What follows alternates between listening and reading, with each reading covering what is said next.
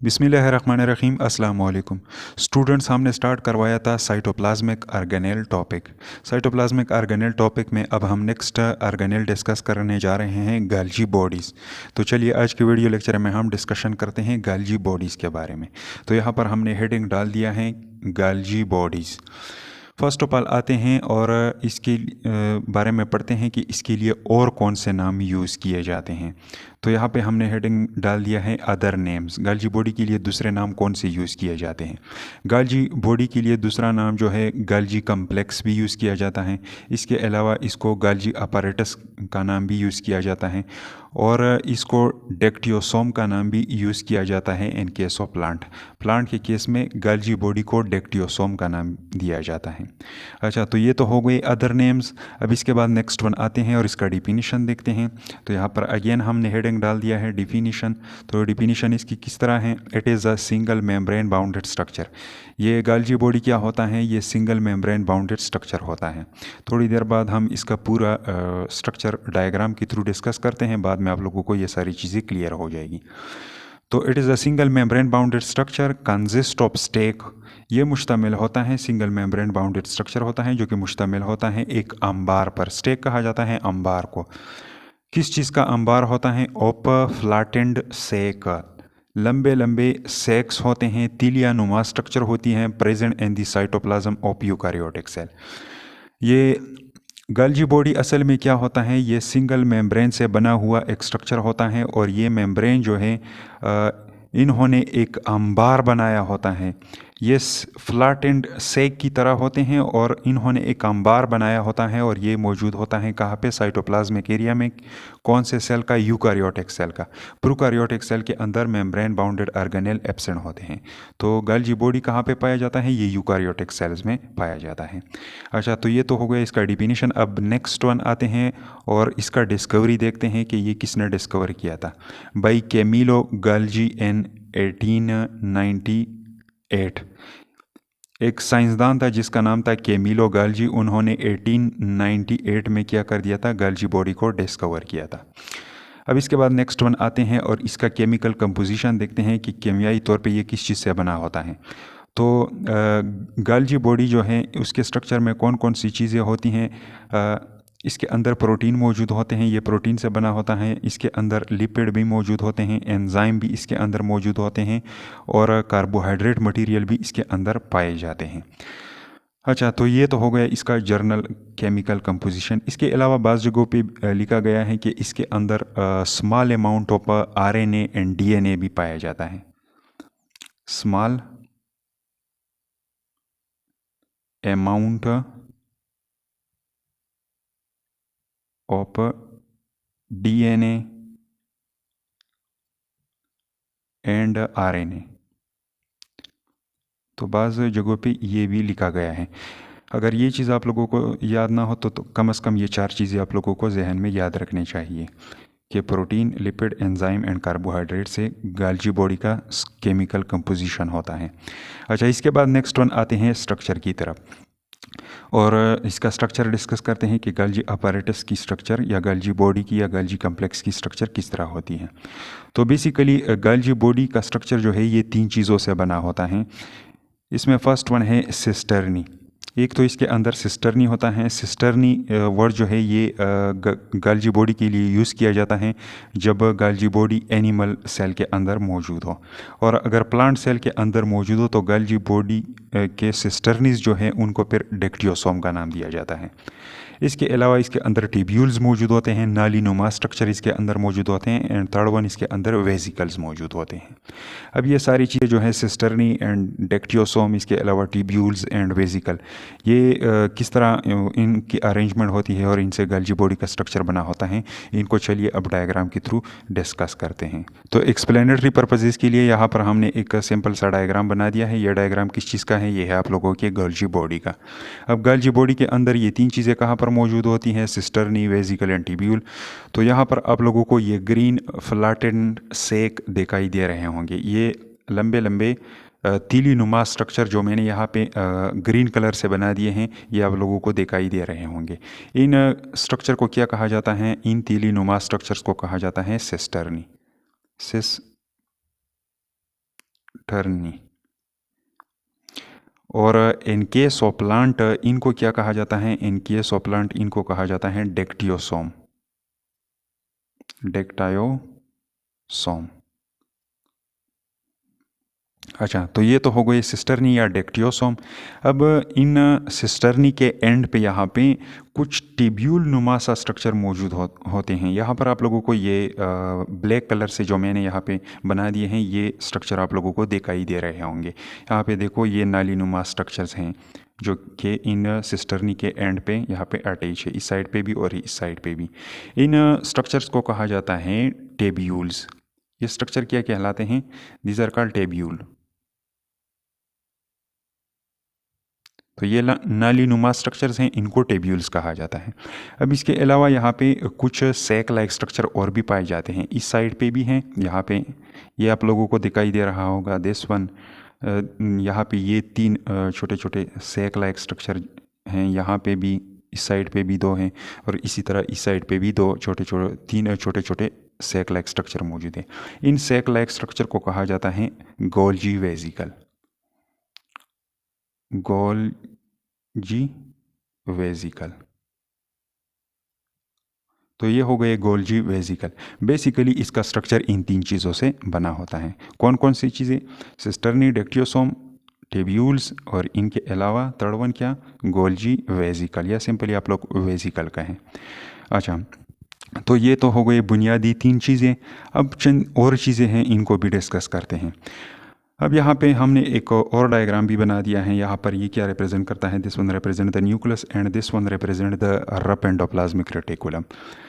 तो ये गाल्जी बॉडी जो होता है या गाल्जी अपैरेटस जो है, ये कहाँ पे होता है? ये रफ एंडोप्लाज्मिक रेटिकुलम के सामने मौजूद होता है। एक फेस इसका कहाँ पे होता है? रफ एंडोप्लाज्मिक रेटिकुलम की तरफ होता है, और दूसरा टुवर्ड द सेल मेम्ब्रेन। यहाँ पे क्या मौजूद होगा? यहाँ पे सेल मेम्ब्रेन मौजूद होगा। तो एक साइड इसका सेल मेम्ब्रेन की तरफ होता है, दूसरा साइड इसका रफ एंडोप्लाज्मिक रेटिकुलम की तरफ होता है। अब इसको मैं 1 कंसीडर कर लेता हूँ। दिस वन इज साइड 1 जो कि रफ एंडोप्लाज्मिक रेटिकुलम की तरफ है, और दिस वन इज साइड 2 जो कि सेल मेम्ब्रेन की तरफ है। यहाँ पे क्या होगा? यहाँ पे लास्ट में सेल मेम्ब्रेन मौजूद होगा। ऐसा, ये क्या है? ये हो गया आप लोगों का सेल मेम्ब्रेन। तो this one represent what? This one represent cell membrane. अच्छा, तो यहाँ तक तो समझ आ चुका होगा। This one represent cell membrane, shortcut में मैंने CM से रिप्रेजेंट कर दिया। अब ये साइड 1 जो है, इसके लिए डिफरेंट नाम यूज़ किए जाते हैं। अब ये साइड 1 जो है, मैं यहाँ पे लिख देता हूँ ये सारे नाम। यहाँ पे जगह की शॉर्टेज है, इसलिए मैं नीचे यहाँ पे लिख देता हूँ ताकि आप लोगों को यहाँ पे कन्फ्यूजन वगैरह ना हो। तो साइड 1 जो है, इसके लिए कौन कौन से नाम यूज़ किए जाते हैं? इसको कहा जाता है कन्वेक्स साइड, इसको कन्वेक्स साइड कहा जाता है। एक नाम तो ये हो गया। इसके अलावा इसको सिस फेस भी कहा जाता है, सिस फेस। इसके अलावा इसके लिए थर्ड नाम यूज़ किया जाता है प्रोक्सिमल साइड या proximal face, proximal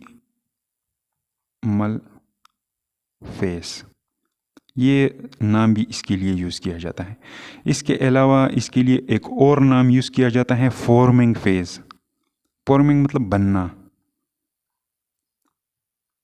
forming face. यहाँ से गाल्जी बॉडी की फॉर्मेशन होती है। रफ एंडोप्लाज्मिक रेटिकुलम से या स्मूथ एंडोप्लाज्मिक रेटिकुलम से क्या आते हैं? वेजिकल आते हैं, और वो यहाँ पे ऐड होके सिस्टर्नी की फॉर्मेशन करते हैं। और ये सिस्टर्नीज जो हैं, आगे इनको इसी तरह बनाया जाता है। यहाँ पे सिस्टर्नी बन जाती हैं और फिर इसको आगे पुश कर दिया जाता है, और यहाँ से जो वेजिकल एराइज होते हैं वो सेल मेम्ब्रेन में इनकॉर्पोरेट हो जाते हैं। तो एक तरह का एक डायनामिक सा ऑर्गेनेल है। ये इस साइड से बन रहा होता है और इस साइड से क्या होता है?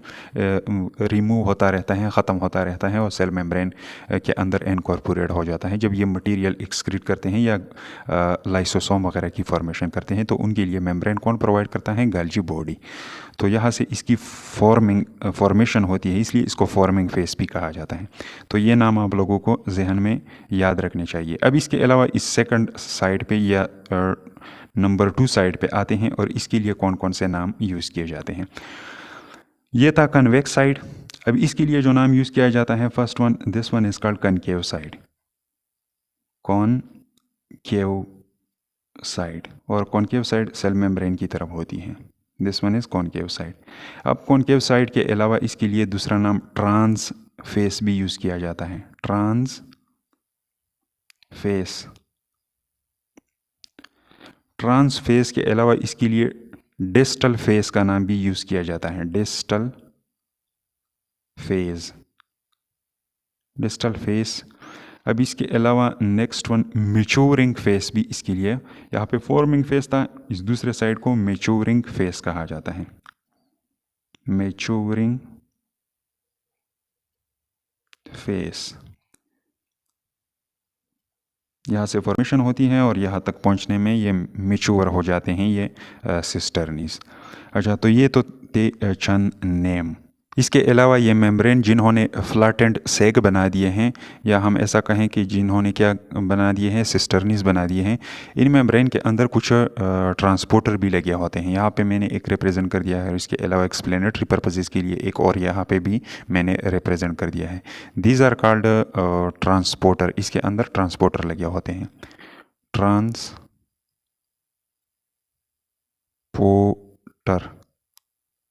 तो ये हो गया ट्रांसपोर्टर। और इसके अलावा ये सिस्टर्नी का जो अंदरूनी एरिया है, इस एरिया को कहा जाता है lumen. This one is the lumen of cisternae या डेक्टियोसोम।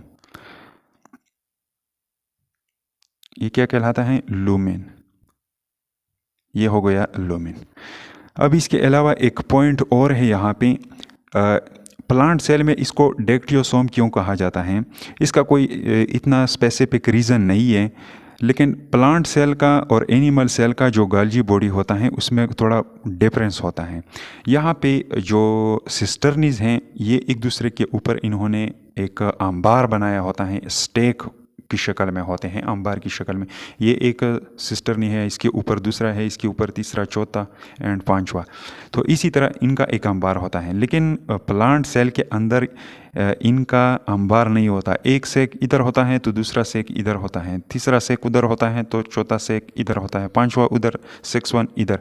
तो ये सिस्टर्नी जो हैं, ये एक दूसरे से बिखरे हुए पड़े होते हैं उनमें। और दूसरी बात ये कि प्लांट के अंदर जो गाल्जी बॉडी मौजूद होता है, उसका साइज़ थोड़ा लार्जर होता है as compare to animal cell, क्योंकि वहाँ पे जो है गाल्जी बॉडी जो है वो सेल डिवीज़न के दौरान क्या करता है, सेल मेम्ब्रेन प्रोवाइड कर देता है दो सेल बनाने के लिए, डॉटर सेल बनाने के लिए। तो वहाँ पे जो सेल प्लेट बनता है, तो उसके लिए जो वेजिकल प्रोवाइड करवाता है, वो कौन प्रोवाइड करवाता है, वो गाल्जी बॉडी प्रोवाइड करवाता है। तो यहाँ पे प्लांट सेल में इनका स्टेक नहीं होता, इसलिए इसको एक अलग नाम यूज़ किया जाता है, डेक्टियोसोम। और इसके अलावा कोई ख़ास रीज़न नहीं है ये नाम इस्तेमाल करने का प्लांट के अंदर। अच्छा, तो ये था थोड़ा बहुत स्ट्रक्चर ऑफ गाल्जी बॉडी के बारे में, उम्मीद है समझ में आ चुका होगा। अब नेक्स्ट वन आते हैं और इसका फंक्शन डिस्कस करते हैं कि गाल्जी बॉडी का फंक्शन क्या होता है। अच्छा, तो गाल्जी बॉडी का फंक्शन डिस्कस करने के लिए यहाँ पर हमने दो डायग्राम और भी बना दिए हैं, एक है न्यूक्लियस का डायग्राम और दूसरा है रफ एंडोप्लाज्मिक रेटिकुलम का डायग्राम। यहाँ पे ये सर्कुलर स्ट्रक्चर क्या रिप्रेजेंट करता है, दिस वन रिप्रेजेंट न्यूक्लियस। यहाँ पे मैंने सिंपली लिख दिया एन। और न्यूक्लियस के अंदर क्या मौजूद होता है, जेनेटिक मटीरियल मौजूद होता है, या आप लोग ऐसा कहें कि DNA इसके अंदर मौजूद होता है। और फॉर एग्ज़ाम्पल हमने एग्ज़ाम्पल के तौर पे लेना है कि इस सेल ने क्या करना है, एक प्रोटीन बनाना है। तो यहाँ पे DNA से क्या बनता है, DNA से यहाँ पे बनता है एक स्ट्रक्चर जिसको कहा जाता है mRNA। तो ये हो गया mRNA, जिसको मैसेंजर RNA कहा जाता है। ये प्रोटीन के फॉर्मेशन में क्या होता है, ये mRNA न्यूक्लियस के अंदर बनता है और इस प्रोसेस को ट्रांसक्रिप्शन का नाम दिया जाता है। जब ये mRNA बन जाती हैं तो ये न्यूक्लियर पोर के ज़रिए कहाँ पे चली जाती है, साइटोप्लाज्मिक एरिया में। तो यहाँ पे साइटोप्लाज्मिक एरिया में ये कहाँ पे चली जाती हैं, ये चली जाती हैं और रफ एंडोप्लाज्मिक रेटिकुलम के ऊपर जो राइबोसोम मौजूद होते हैं उनके साथ ये अटैच हो जाती हैं। तो ये हो गया mRNA, this one represent mRNA, mRNA। और ये ब्लैक स्ट्रक्चर क्या रिप्रेजेंट करता है? This one represent ribosome. Ribosome. तो राइबोसोम क्या करता है? इसका ट्रांसलेशन करवाता है और इसको कन्वर्ट कर देता है किस चीज़ में? एक पॉलीपेप्टाइड चेन में, या आप लोग ऐसा कहें कि एक प्रोटीन में इसको कन्वर्ट कर देता है। और इस प्रोटीन को मैं यहाँ पे एक स्टार लाइक स्ट्रक्चर से रिप्रेजेंट कर रहा हूँ। ये हो गया एक प्रोटीन जो कि स्टार लाइक स्ट्रक्चर है इसका। अच्छा, अब जब यहाँ पे ये प्रोटीन बन जाता है और ये चला जाता है कहाँ पे? Luminal area of the rough endoplasmic reticulum. Rough endoplasmic reticulum का ये लुमिनल एरिया जो है, इसके अंदर ये जब चला जाता है तो यहाँ पर इसका मॉडिफिकेशन होता है। और मॉडिफिकेशन में इस स्टार के साथ क्या कर दिया जाता है? एक पॉलीसेकेराइड चेन अटैच कर दिया जाता है। क्या इसके साथ एक पॉलीसेकेराइड चेन अटैच कर दिया जाता है? तो यहाँ पे मैं रिप्रेजेंट कर देता हूँ चन कार्बोहाइड्रेट मॉलिक्यूल। ये हो गया क्या? Chain of polysaccharide. अब ये मॉलिक्यूल जो हैं ये आगे भेज दिया जाता है इस मॉडिफिकेशन के बाद, और आगे इसको भेज दिया जाता है कहाँ पे? गल्जी बॉडी के लुमिनल एरिया में। और फिर यहाँ पे क्या होता है? इसका आगे की तरफ बडिंग होता है। बडिंग होता है और एक वेजिकल के थ्रू ये कहाँ पे? बाहर आ जाता है। ये हो गया वेजिकल लाइक स्ट्रक्चर। और इसके अंदर क्या मौजूद होता है? इसके अंदर ये हो गया प्रोटीन, और उसके साथ क्या अटैच है? इसके साथ अटैच है एक पॉलीसेकेराइड चेन। तो ये हो गया इसके साथ पॉलीसेकेराइड चेन। तो ये एक वेजिकल में क्या हो जाता है? इंटर हो जाता है, और ये वेजिकल फिर यहाँ से बड़ा होके आगे चला जाता है। और आगे जाने के बाद ये कहाँ पे चला जाता है? This one goes toward the गाल्जी body.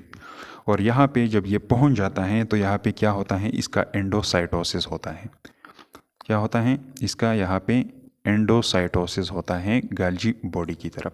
तो यहाँ पे जब एंडोसाइटोसिस हो जाता है इस मटेरियल का, तो आगे गाल्जी बॉडी में ये जाकर इसका अंदर क्या होता है? गाल्जी बॉडी के अंदर यहाँ पे अंदर इसका मॉडिफिकेशन होता है। अब मॉडिफिकेशन के लिए मैंने यहाँ पे सिंपली एम लिख दिया, और ये मॉडिफिकेशन हम यहाँ पे एक्सप्लेन करने जा रहे हैं कि यहाँ पर इसका मॉडिफिकेशन कैसे होता है। तो मॉडिफिकेशन के दौरान फर्स्ट ऑफ ऑल इसे या तो बनाया जाता है ग्लाइकोप्रोटीन। ग्लाइकोप्रोटीन इसे बनाया जाता है, ग्लाइकोप्रोटीन। ग्लाइकोप्रोटीन क्या होता है? ग्लाइकोप्रोटीन एक ऐसा स्ट्रक्चर होता है जो कि प्रोटीन पर मुश्तमिल होता है, और इसके अलावा इसके साथ क्या होता है? कार्बोहाइड्रेट मॉलिक्यूलों का चेन होता है, या आप लोग ऐसा कहें कि इसके साथ एक पॉलीसेकेराइड चेन अटैच होता है। तो यहाँ पे मैंने ये ब्लैक कलर वाला क्या हो गया? ये प्रोटीन हो गया, और इसके अलावा this one is a polysaccharide chain. तो इस मॉलिक्यूल को नाम दिया जाता है ग्लाइकोप्रोटीन। तो एक तो इसके अंदर इससे ये बनाया जाता है। अब ग्लाइकोप्रोटीन के अलावा ये और किस चीज़ की फॉर्मेशन करता है? ये फॉर्मेशन करवाता है ग्लाइकोलिपिड का भी। ग्लाइकोलिपिड का फॉर्मेशन भी ये करवाता है, ग्लाइकोलिपिड। ग्लाइकोलिपिड कौन सा मॉलिक्यूल होता है? ग्लाइकोलिपिड एक ऐसा मॉलिक्यूल होता है जो लिपिड के साथ कार्बोहाइड्रेट अटैच होता है। जब लिपिड और कार्बोहाइड्रेट आपस में अटैच हो जाए तो इसके कम्बिनेशन से जो मॉलिक्यूल बनता है उसको ग्लाइकोलिपिड कहा जाता है। तो यहाँ पे लिपिड को मैं एक मून लाइक स्ट्रक्चर से रिप्रेजेंट करने जा रहा हूँ। This one is a moon like structure. और वहाँ पे मैंने क्या कर दिया? प्रोटीन को स्टार लाइक स्ट्रक्चर से रिप्रेजेंट कर दिया, यहाँ पे लिपिड को मून लाइक स्ट्रक्चर से रिप्रेजेंट कर दिया। और इस मून लाइक स्ट्रक्चर के साथ अगर क्या कर दिया जाए, कार्बोहाइड्रेट का एक चेन अटैच कर दिया जाए या पॉलीसेकेराइड अटैच कर दिया जाए, तो इससे ये मॉलिक्यूल जो बनता है इसको कहा जाता है ग्लाइकोलिपिड। अच्छा, तो ये दो चीज़ें बनाई जाती हैं। अब ये लिपिड इसके अंदर कहाँ से आता है? यहाँ पे स्मूथ एंडोप्लाज्मिक रेटिकुलम भी मौजूद होता है, और स्मूथ एंडोप्लाज्मिक रेटिकुलम का फंक्शन क्या होता है? Lipid synthesis. और लिपिड जब वो सिंथेसाइज कर देता है तो उसको भी यहाँ पे भेज दिया जाता है, और यहाँ पे इसका मॉडिफिकेशन होता है। अच्छा, तो ये बन गया ग्लाइकोलिपिड। अब इसके अलावा ये और किस चीज़ का फॉर्मेशन करवाता है? ये और फॉर्मेशन करवाता है अदर मटेरियल का भी, या हम ऐसा कहें excretory product. Excretory product. Excretory product क्या होते हैं? ये ऐसे प्रोडक्ट होते हैं जो कि सेल से बाहर एक्सक्रीट किए जाते हैं। इसमें कौन कौन से मटेरियल आते हैं? इसमें आते हैं फॉर एग्ज़ाम्पल हार्मोन हो गए। इसमें क्या आता है? हार्मोन एक हो गया हार्मोन। इसके अलावा एंजाइम वगैरह भी हो सकते हैं, एंजाइम हो सकते हैं। तो ये दो चीज़ें आप लोगों को जहन में याद रखनी चाहिए कि ये एक्सक्रीटरी प्रोडक्ट। इसके अलावा वेस्ट प्रोडक्ट भी हो सकते हैं, वेस्ट। अच्छा, और लास्ट वन में क्या करता है? लास्ट वन में ये फॉर्मेशन करवाता है लाइसोसोम का भी। लाइसोसोम का फॉर्मेशन ये किस तरह करवाता है, इसको हम थोड़ा डिटेल में डिस्कस करते हैं। लाइसोसोम्स और लाइसोसोम जो होती हैं ये कहाँ पे मौजूद होती है? साइटोप्लाज्मिक एरिया में। अब ये सारी चीज़ें जो हैं इनको कहाँ पे बीज दिया जाता है? तो यहाँ पे मैं क्या कर रहा हूँ? अगेन सेल मेम्ब्रेन बना रहा हूँ। तो this one represent a cell membrane. ये क्या है? गाल्जी बॉडी ने यहाँ पे मॉडिफिकेशन करवाया और मॉडिफिकेशन के बाद क्या करने जा रहा है? अब इन मटेरियल को टारगेट पॉइंट पे भेज देना है। This one represent cell membrane. यहाँ पे मॉडिफिकेशन हो गया, मॉडिफिकेशन के बाद सेल मेम्ब्रेन की तरफ इन मटेरियल को भेज दिया जाता है। अच्छा, तो फर्स्ट ऑफ ऑल ग्लाइकोप्रोटीन का क्या कर दिया जाता है? इन ग्लाइकोप्रोटीन को क्या कर दिया जाता है? इस मेम्ब्रेन के अंदर इनकॉर्पोरेट कर दिया जाता है एज आ चैनल, एज आ रिसेप्टर वगैरह। इसी तरह इन ग्लाइकोलिपिड मॉलिक्यूल को भी यहाँ क्या कर दिया जाता है? इस मेम्ब्रेन के अंदर लगाया जाता है एज आ रिसेप्टर के तौर पे या ट्रांसपोर्टर के तौर पे इनको यहाँ पे लगाया जाता है या इसे सेल मेम्ब्रेन बनाया जाता है। अच्छा, तो ये तो हो गया। अब इसके अलावा ये एक्सक्रीटरी प्रोडक्ट जो हैं इनका यहाँ पे एक्सोसाइटोसिस होता है। क्या होता है? इनका एक्सोसाइटोसिस होता है इस एरिया से और इनको बाहर भेज दिया जाता है। These are called excretory product. और इसके अलावा ये लाइसोसोम जो हैं ये साइटोप्लाज्मिक एरिया की तरफ भेज दिए जाते हैं और फिर ये क्या करते हैं? डाइजेशन में हेल्प देते हैं। तो यहाँ पे हम थोड़ा सा डिटेल पढ़ते हैं लाइसोसोम का कि लाइसोसोम की फॉर्मेशन यहाँ पे किस तरह होती है। तो यहाँ पर सबसे पहले क्या था? mRNA था। mRNA बनने के बाद क्या था? mRNA ट्रांसलेट हो गया प्रोटीन में। तो यहाँ पर हमने एक स्ट्रक्चर बना दिया है, एक लंबा चेन बना दिया है अमीनो एसिड का। ये छोटे छोटे डॉट क्या रिप्रेजेंट करते हैं? This one represent amino acid. ये क्या रिप्रेजेंट करते हैं? Amino acid. अमीनो एसिड के लिए मैंने ए लिख दिया। अच्छा, तो एक साइड पे क्या होता है? कार्बोक्सिलिक ग्रुप अटैच होता है और दूसरे साइड पे क्या अटैच होता है? पॉलीपेप्टाइड चेन का अमीनो ग्रुप अटैच होता है। अब इसके अलावा यहाँ पर इस दरमियान वाले रीजन में एक अमीनो एसिड होता है जिसका अमीनो ग्रुप जो है ये यहाँ पे एंडोप्लाज्मिक रेटिकुलम में यहाँ पे इसका मॉडिफिकेशन होता है और इसके साथ ये जो चेन अटैच होता है पॉलीसेकेराइड का, ये इसके साथ इस अमीनो ग्रुप के साथ अटैच कर दिया जाता है। तो ये हो गया पॉलीसेकेराइड का चेन जो यहाँ पे ये प्रोटीन का धागा जो है या अमीनो एसिड का जो चेन है इसके साथ यहाँ पे मॉडिफिकेशन के दौरान ये पॉलीसेकेराइड का चेन अटैच हो गया। अब जब ये आगे चला जाता है कहाँ पे? गाल्जी बॉडी की तरफ, तो आगे इसका एक और अमीनो एसिड होता है और उसका OH ग्रुप होता है और इस OH ग्रुप के साथ एक और क्या अटैच कर दिया जाता है? एक पॉलीसेकेराइड चेन अटैच कर दिया जाता है। अच्छा, अब इसके अलावा नेक्स्ट वन क्या होता है? नेक्स्ट वन गाल्जी बॉडी के अंदर इसका क्या मॉडिफिकेशन होता है? नेक्स्ट वन यहाँ पर इस पॉलीसेकेराइड का चेन जो है इसके अंदर एक रेजिड्यू मौजूद होता है या एक शुगर मॉलिक्यूल मौजूद होता है जिसको मानोज कहा जाता है। मानोज एक मोनोसेकेराइड होता है, मानोज ये अटैच होता है। तो इस मानोज के साथ क्या कर दिया जाता है? फर्दर इसके साथ फॉस्फेट ग्रुप अटैच कर दिया जाता है। तो यहाँ पे ये हो गया मानोज के साथ फॉस्फेट ग्रुप और इसी तरह इस दूसरे के साथ भी एक फॉस्फेट ग्रुप अटैच कर दिया जाता है। अब ये पूरा मॉलिक्यूल जो बन गया इसको यहाँ पे एक वेजिकल की शक्ल में सिक्रेट कर दिया जाता है और आगे लाइसोसोम की तरफ भेज दिया जाता है और ये मॉलिक्यूल लाइसोसोम के अंदर एज आ एंजाइम एक्ट करता है। एंजाइम ये क्या करता है, एज अ एंजाइम एक्ट करता है किस चीज़ में,